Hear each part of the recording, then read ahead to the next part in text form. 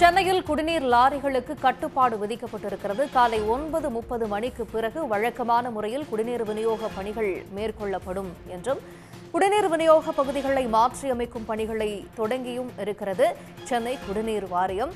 விவரங்களோடு இணைகிறார் எமது செய்தியாளர் கண்ணன். கண்ணன், இந்த குடிநீர் லாரிகளுக்கு விடுக்கப்பட்டிருக்கக்கூடிய கட்டுப்பாடுகள் எல்லாம் என்ன? எந்த நேரங்களில் இவை இயக்கப்படணும்னு சொல்லப்பட்டிருக்கு? நிச்சயமாக சென்னை கொளத்தூரில் தண்ணீர் லாரி மோதி 10 வயது சிறுமி உயிரிழந்தார். இதனைத் தொடர்ந்து சென்னையில் ஒரு குறிப்பிட்ட நேரத்தில் குடிநீர் லாரிகளை இயக்க காவல் ஆணையர் அருண் தடை வைத்து உத்தரவிட்டுள்ளார். இதற்கு தீர்வு காணும் வகையில் இன்று காலை ஒரு முக்கிய ஆலோசனை கூட்டமானது நடைபெற்றது. இந்த ஆலோசனை கூட்டத்தில் மிக முக்கிய முடிவுகளாவது எடுக்கப்பட்டுள்ளது.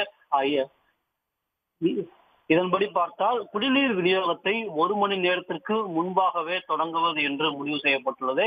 அதன்படி ஏற்கனவே காலை 5:30 மணிக்கு குடிநீர் விநியோகம் தொடங்கப்படும். இனிமேல் காலை 4:30 மணிக்கு குடிநீர் விநியோகத்தை தொடங்குவதற்கு முடிவு செய்யப்பட்டுள்ளது. அதன்படி காலை 4:30 மணி முதல் 7:30 மணி வரை குடிநீர் விநியோகமானது செய்யப்படும். இதன் பிறகு 7:30 மணி முதல் 9:30 மணி வரை குடிநீர் விநியோகம் செய்யப்படாது. 9:30 மணிக்கு பிறகு திட்டமிட்டபடி குடிநீர் விநியோகம் செய்யப்படும் என்று தெரிவிக்கப்பட்டுள்ளது. மற்ற மாலை வேலையை பொறுத்தவரை பள்ளி கல்லூரி மாணவர்கள் வீடு திரும்பும் நேரங்களில் குறிப்பிட்ட சாலைகளில் குடிநீர் லாரிகள் இயக்குவதை ஒழுங்குபடுத்தவும் சென்னை குடிநீர் வாரியமானது திட்டமிட்டுள்ளது.